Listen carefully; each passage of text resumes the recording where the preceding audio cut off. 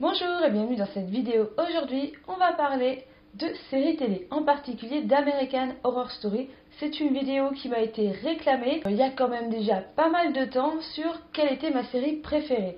Et ben c'est American Horror Story. Et pour en parler, j'avais envie de vous faire un petit top 8 de la saison que j'ai le moins aimée vers la saison que j'ai le plus aimée. Alors en premier, la saison que j'ai détestée et que je n'ai même pas fini de regarder parce que j'ai dû regarder 6 ou 7 épisodes de cette saison-là, c'est la saison 6, Roanoke. C'est pas trop l'histoire qui m'a dérangée, ce couple qui achète une maison où il s'est passé pas mal d'événements un petit peu bizarres dedans, où c'est vraiment un petit peu l'histoire de la colonisation anglaise de l'île de Roanoke. Voilà, sur ce thème-là, j'ai envie de dire que c'était plutôt bien parti, mais c'est vraiment le format de la série qui m'a le plus dérangée, c'est-à-dire que c'est filmé comme un docu-fiction, donc vraiment l'interview des personnages. Et du coup ça m'a vraiment dérangée parce que dans l'histoire on se dit bah en gros ce personnage là ne va pas mourir parce qu'il est interviewé en quelque sorte après, donc du coup je trouvais que ça enlevait du suspense à l'histoire. Je sais pas, j'ai pas adhéré à avoir des scènes de vie et en même temps d'avoir un espèce de parallèle de personnes qui racontent un peu ces scènes là, ce qu'ils ont vécu, tout ça, donc en gros le docu-fiction, hein. Et ouais, ça m'a clairement dérangée, je sais pas, j'avais... En plus, dans les interviews des personnages, on sait pas trop si c'était un interview du personnage ou de l'acteur, je sais pas. Je retrouvais pas forcément la même personnalité, le même personnage dans les scènes jouées et dans les scènes en fait dites interview, qui sont aussi jouées, mais je sais pas. J'avais du mal à faire la notion entre les deux, à faire le lien, et cette saison, voilà, j'ai supporté 6 épisodes, je l'ai arrêtée. Peut-être que je la recommencerai pour vraiment aller jusqu'au bout et voir l'aboutissement en fait complet de cette saison-là, mais clairement celle-ci, ça a été un gros fake pour moi, j'ai vraiment pas aimé. En 7ème position, ça va être la saison 7, donc la saison culte. Donc c'est vraiment l'avant-dernière saison qui est passée aux États-Unis, celle qui est d'ailleurs actuellement disponible sur Netflix si je dis pas de bêtises, sur le thème des élections américaines, sur une espèce d'endoctrinement, de secte, on peut dire ça comme ça, de club. Alors cette saison regroupe énormément de choses, mais j'ai pas trop adhéré. Déjà Evans Peters avec des cheveux bleus, on en parle. Là, déjà, j'ai pas trop compris le délire de la coloration de ses cheveux, le délire du personnage. Non, là, franchement, j'ai vraiment pas aimé. Voilà, d'habitude, j'accroche vraiment à la personnalité des personnages. Et là, ouais, et puis des élections américaines, j'ai envie de dire, Trump et tout le bordel, ça m'intéresse moyennement. On supporte déjà ça pas mal au niveau du quotidien, donc du coup, j'avais pas trop envie de regarder une série en plus où il y a encore les élections, machin, machin. Voilà, donc je l'ai regardé en entier. En plus, il y a une espèce de thème un petit peu à la purge, plus de l'homosexualité. Il y a vraiment un mélange de beaucoup de choses. Bon, j'ai envie de dire, comme dans toutes les saisons, il y a toujours un gros mélange de choses dans chaque saison.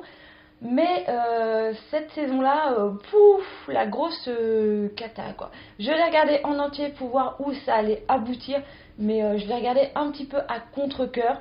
Moins que Roanoke, mais je l'ai pas trouvée très intéressante, ou alors c'est moi qui n'ai pas compris certaines subtilités de la saison, je l'ai pas trop aimée. Alors en 6ème position, je vais mettre une saison que beaucoup de personnes ont aimée, c'est-à-dire Freak Show, donc c'est la saison numéro 4. J'ai beaucoup aimé le début de cette saison avec le clown, j'ai trouvé ça assez sympa, et le côté serial killer du clown était intéressant. Par contre, je trouve que plus ça allait dans la saison, plus c'était comme ça, quoi. Moi, les choses avançaient dans le sens où j'aurais voulu que ça avance. Le freak show, c'est pas forcément ma passion. Pourtant, on était quand même assez bien parti. C'est quand même une ambiance assez glauque, assez dérangeante. Ça m'a quand même pas mal dérangé comme saison au niveau des personnages. Donc ça, c'était quand même un bon point. Mais voilà, tout l'aspect sur la propriétaire du freak show. Voilà, c'est bon, on s'est fait 50 fois David Bowie dans toute la saison, ça m'a un petit peu saoulé, limite ça m'a un peu dégoûté de cette chanson. Je sais pas, l'aboutissement final de cette saison n'est pas ouf, voilà, ça parle vraiment que du freak show et il n'y a rien autour. C'est vrai qu'on a, comme je disais sur l'autre saison d'avance, c'est qu'on était quand même habitué à avoir un mélange de thèmes, un espèce de farfouillis de thèmes qui arrivaient à se croiser et tout. Et là, sur celle de Freak Show, en fait, c'est presque que je l'ai trouvé trop simple. Il y a vraiment cet aspect dérangeant du Freak Show, mais ça a vraiment été que sur ça. Et du coup, ouais, c'est une saison que j'ai pas forcément super bien aimée. En 5e position, j'ai envie de mettre la saison numéro 1, la Murder House. Pourquoi la mettre à peu près à mi-chemin dans ce que j'aime et ce que j'aime pas? Simplement que c'était une saison vraiment monstrueusement bien. Pour une première saison, ça m'a vraiment donné envie d'aller plus loin dans cette série. C'est un mélange de plein de choses, justement, c'est ça que j'aimais dans American Horror Story, c'est que ça regroupe vraiment plein de thèmes. Il y a quand même un suspense de savoir comment toutes ces histoires qui sont passées dans cette maison se regroupent au final. Tout ça, voilà, a fait que ça a été vraiment une super bonne saison. Ça n'a pas été ma préférée parce qu'il y a eu des saisons beaucoup mieux que celle-ci, mais pour une première saison, ça a quand même été plutôt pas mal. Ça a vraiment été vraiment la saison clé. Et moi, j'aime beaucoup les maisons hantées, donc c'est vraiment le thème qui m'a donné envie d'aller plus loin dans cette série. En 4e place, j'ai envie de mettre la saison 5, c'est-à-dire Hotel, celle qui est jouée avec Lady Gaga. Alors moi, je déteste Lady Gaga, j'ai toujours détesté Lady Gaga. Et j'ai vraiment eu du mal au début quand je me suis dit putain, il y a Lady Gaga dans cette saison, ça va être une catastrophe, je peux pas piffrer cette nana, ça va être horrible. Et ben finalement, cette saison m'a fait aimer Lady Gaga. Alors peut-être pas au point de vue musical, mais au point de vue actrice, j'ai trouvé vraiment top quoi. Donc j'ai vraiment vu une autre personne que l'image que je me faisais d'elle. Donc voilà, donc je suis pas non plus devenue fan de Lady Gaga, mais j'ai quand même apprécié cette saison avec sa présence dedans. Et bien sûr, le thème de la saison, c'est l'hôtel, où il y a pas mal de petites choses qui se passent.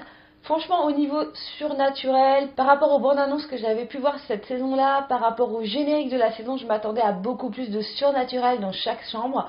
Oui, il y en a, mais pas assez à mon goût. Moi, j'ai beaucoup aimé le fait que ça parle de vampires. Comme les autres saisons que j'ai aimées, ça parle de beaucoup de choses en même temps.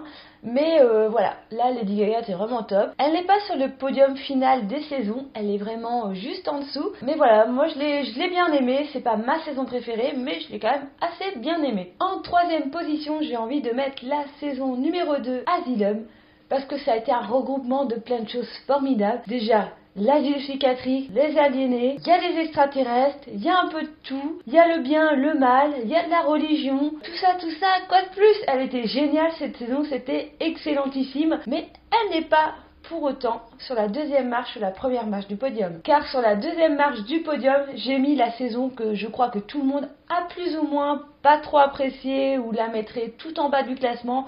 Et ben moi je la mets sur la position numéro 2, c'est la saison Coven, parce que je suis une grosse fan de tout ce qui est sorcière, sorcellerie, et voilà, une école de sorcières, c'est pour moi la meilleure saison qui puisse arriver.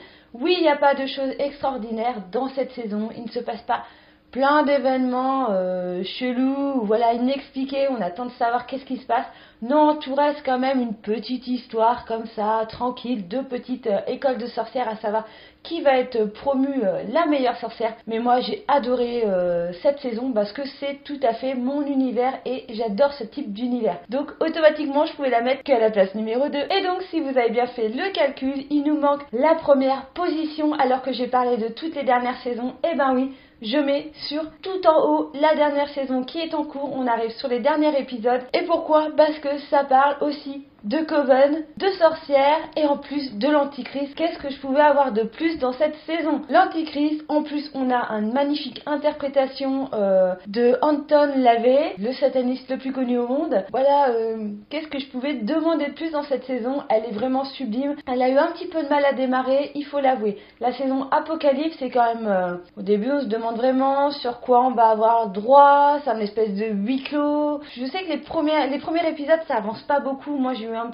petit peu de mal à me mettre dedans, et arrivé à la moitié de la saison, bam, là on s'y met, et là je suis au paradis. Il me reste 2 épisodes à voir, j'espère que la fin va être magistrale. Tant que j'édite cette vidéo, j'aurai le temps de voir les 2 épisodes. Peut-être que mon classement changera au final, mais pour le moment, ça reste ainsi. Voilà, c'était ma vidéo sur mon classement des saisons d'American Horror Story. J'espère que ça vous a plu. Si c'est le cas, laissez un petit pouce en l'air, ça me ferait super plaisir. Et surtout, n'hésitez pas à vous abonner à ma chaîne et à partager si ça vous a plu aussi. On est là pour ça, pour partager ensemble. Alors, les commentaires sont là aussi si vous avez envie. Et moi, je vous dis à bientôt dans une prochaine vidéo. Bye bye!